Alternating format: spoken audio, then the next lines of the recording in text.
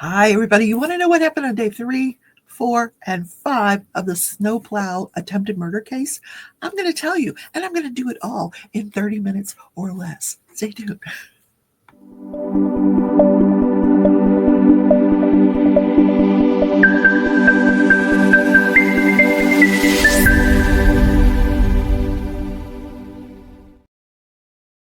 Good morning, everybody. Welcome back to the channel. In spring, yes, I've got the gnomes on again, and hopes spring is here to stay, because I've had it with winter. Go away, Mother Nature, take the winter away. Oh, I just saw my coffee. I need a sip. Sorry. Got my Godiva cup today. So this is a case where New Hampshire is trying Jason Levesque for the attempted murder of Kyle Violet. This all stemmed from a night where they're arguing over snow, literally arguing over snow. Jason had been out. He does snowplow driving in the winter. There was a blizzard that came through. He had spent the last 24 hours. This is April 4th of 2024. Spent the prior 24 hours snowplowing. He picks up his daughter when she gets off her shift, comes home. He plows the street in front of their house and then plows his own driveway. Well, Kyle, meanwhile, is in his home directly next door with his wife and children, and they're having an evening at home, and their plans for plowing their driveway fell through, and they're contemplating, oh, geez, we're going to have to go out and shovel this ourselves because we got to get our cars out of here in the morning. So Jason pulls into his driveway. Actually doesn't pull in the driveway. He's in front of the street. He's in the street in front of the houses. Kyle comes out. He's putting on his sweatshirt, and he is just angry, according to Jason, just angry beyond belief. He confronts Jason. The daughter's going to testify. I'm going to tell you what she testified was said by Kyle to Jason. And Jason shoots him 5 times, 6 times. Boom, boom, boom, boom, boom, boom, boom. 6 times. One shot, he goes down. Within seconds, he fires 5 more shots. So, and Kyle survives this attack. Yes. All right, lives to tell the story. Is he going to tell the story? More on that to come. So, on the stand, day 3 is a cross-examination of the lead detective who has been walking the jury frame by frame for this whole. He had 5 different views of this confrontation. He puts them all into a computer program, and it spits out this frame by frame of all 5 views, and all the jury gets to see it. We don't get to see it because the TV's at an angle where we can't really see what's going on. But when the defense attorney gets up there, he walks him through the video again, and he gets him to count how many times Kyle confronted Jason, like face to face. And I counted 3, but they said it was 5. Could it have been 5? He says it could have been, but anyway, Kyle comes out and he's face to face with him. He turns around, starts walking back, comes back. Face to face again, turns around, comes back, face to face again. Then he turns around, he gets about 10 to 15 feet away towards his home, turns around again. Jason shoots him 6 times. The first time he shoots him, it goes into the jaw and out the other side of his jaw. He goes down, he's crawling on all 4s towards his home. Jason takes 5 steps towards him and shoots him 5 more times. And we're going to talk about those injuries today. So the defense attorney gets this detective to admit that prior to those shots being fired, the only person that appears confrontational is Kyle Violet, the victim. So John Priest is the next person on the stand. He is an ER physician with Frisbee Hospital. And Kyle was taken to 3 different locations. He's taken by the paramedics to Frisbee because it is the closest hospital, and this guy is dying. He is losing massive amounts of blood. So right away, Frisbee calls a massive blood loss alert. It's a, you have code blue, and you have all these codes in the hospital. Code black. You don't ever want code black. That's a bomb threat. All different codes. Well, they call this code for massive blood loss. And what happens is the lab and everybody runs to the scene with blood because he was losing so much blood. They said he was pale, anxious, and he was confused. So he was awake when he gets there. So they quickly give him medication to paralyze him. They intubate him because he's got gunshot wounds to his chest, and they have to put in a chest tube. So right away he gets intubated. They put in a chest tube, and he's getting all of these blood products. But they attempt to put a catheter in his femoral artery for the blood products. I think they did get that in. This doctor said he was critically ill, but they're not prepared to take care of somebody like that there. I mean, this guy needed emergency surgery. They realized very quickly he needed a higher level of care. So he is transferred to Port Smith for once he's stabilized. They've gotten, the chest tubes in, he's intubated, he's getting blood products. When he got there, his heart rate was way up. His blood pressure was dangerously low, which means extreme blood loss. So they transport him to Port Smith, where because they didn't do any workup at Frisbee. They didn't do any blood work or films or anything like that. But when they get to Port Smith, they realize, okay, this guy, he's got a dissected carotid artery.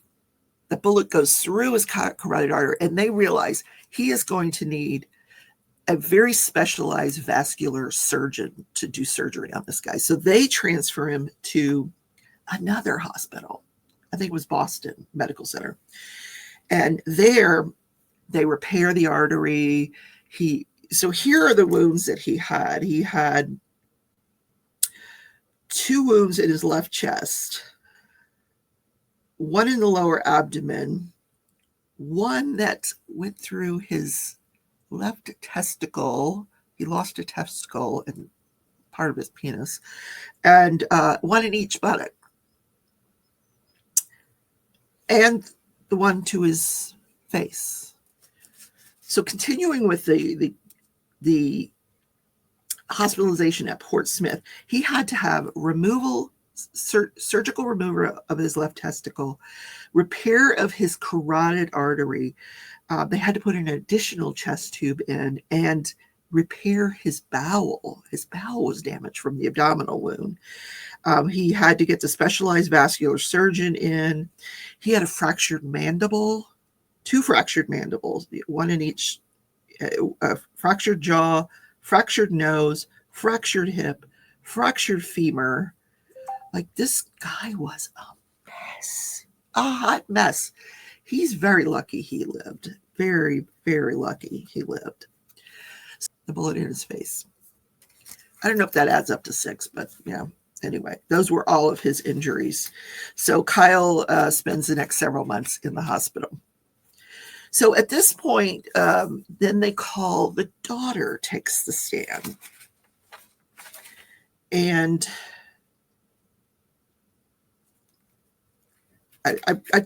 my notes are out of order. I apologize. Where did the daughter? Okay. So before she takes the stand, the judge reads an instruction to the jury, basically telling them she's going to come in here with an emotional support animal. And don't pay any attention to the animal. Just treat it like it's not even there. We don't want any, hey, can I pet that? No attention to the animal. So I'm thinking, well, it's probably going to be a dog or something like that. And then one of the attorneys says, are you going to tell them what kind of animal it is? And I thought he said it was a rat. Honest to God, that's what I heard, a rat. And I'm thinking, a rat? Oh, no way, honey, not in my courtroom. No. So she comes in with this big cage. I'm like, that big cage for a rat? It was a rabbit. It wasn't a rat, it was a rabbit. So she puts the cage next to her and she unzips it and she gets out a rabbit. She's petting the rabbit. Beautiful rabbit. Here, take a look. Gorgeous rabbit. She's just petting a rabbit the whole time she's testifying. And I'm thinking, that's so sweet. I'm sure it endeared her to the jury. So this is Jason Levesque's daughter. He had picked her up on the way home from work, and then he proceeded to snow plow their driveway towards their porch, is what she said. She testified she's unaware of any prior incident between these two men involving snow plowing or snow. And at this point, the state is like, are you sure you don't remember? Did you say something other than that to someone else during an interview right after the incident? She goes, I don't recall. Somebody prepared this girl because her answer to almost everything was, I don't recall. I don't recall. This is the state calling the defendant's daughter. So she don't recall. So now they got to go sidebar because you're not really supposed to have to impeach your witness. So the state called you as a witness, but clearly they're going to have to do that because she has made some inconsistent statements in the past, or statements in the past that are not what she's testifying now. So he gets the statement out where she says, that there was a prior incident between her and Kyle.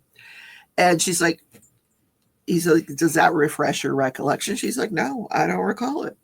I don't recall that. Okay. He tried.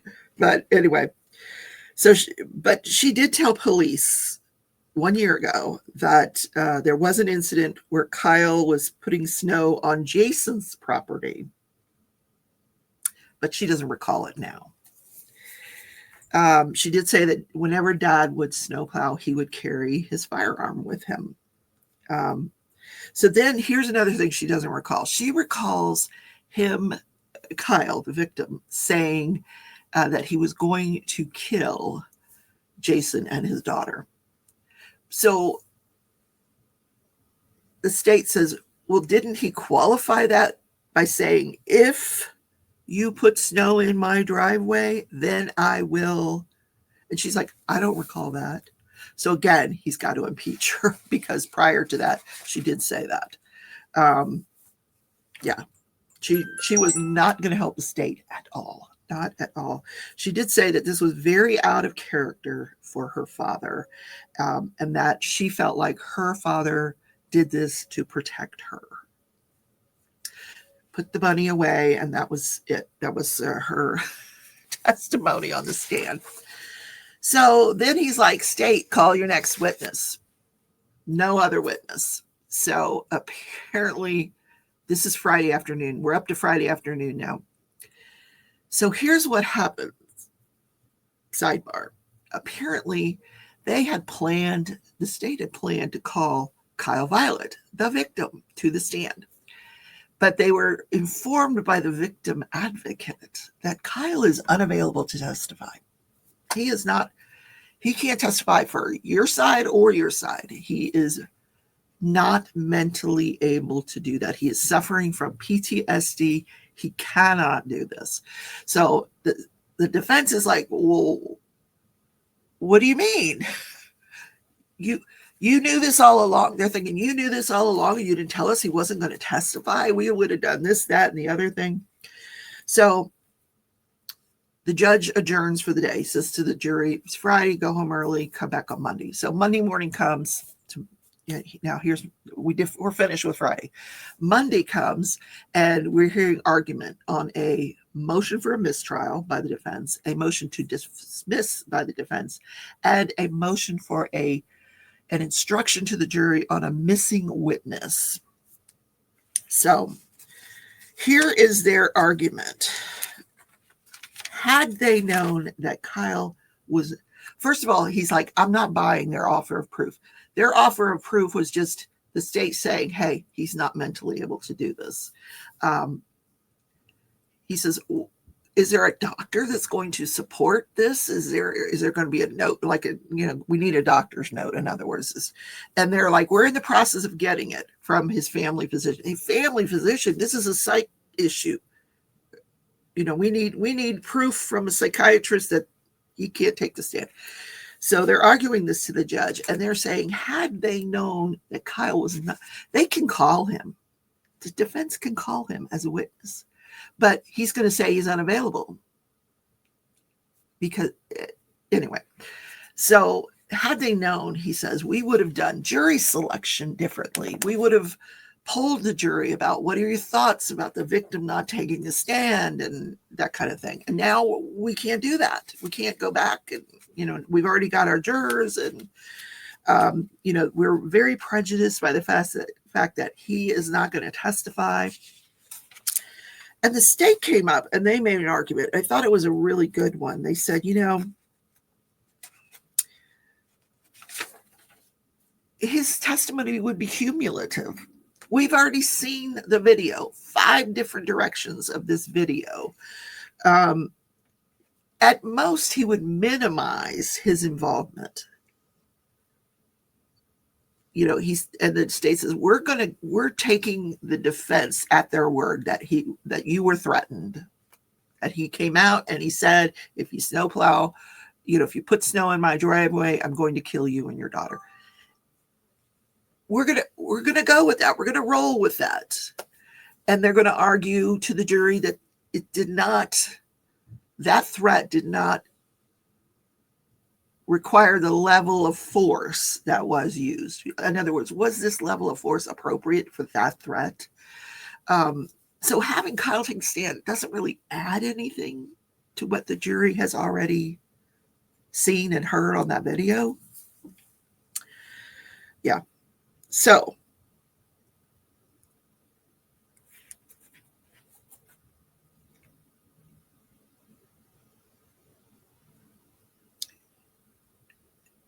then the state informs the judge, or I think they had informed him earlier before so then the state proceeds to tell the judge, we didn't hear this, but apparently there had been some kind of cyber attack on the state's computer system, and they weren't able to go forward with the trial. So no trial yesterday, just argument of these motions. Now, today they are back in trial, and right out of the box, the judge comes out and denies the motions. No motion for mistrial denied.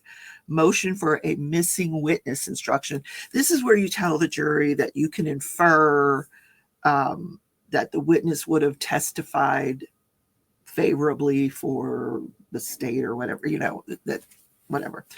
But the judge says, no, we're not going to give the missing witness instruction. That's only given if there's no explanation for why this witness is missing. In this case, we have an explanation. Okay. So that he's not going to give them instruction. And then on the motion to dismiss, he said, I will hear further argument on that. I'm going to reserve ruling. I'll hear the further argument after the state finishes their case. And I think they proceeded to call a detective this morning. So that's where we left off. So that's the show for today, guys. Have a wonderful day. I'm going to listen to what happens in the trial today. I imagine the state will rest today, and the defense will be putting on their case. And I got to believe this guy's going to take the stand in his own defense. Just because he's that guy, he's that guy that carries the gun. He's that guy, he's got to make a point. What do you want to bet? He's going to take the stand. All right. Have a wonderful day, everybody. Take care.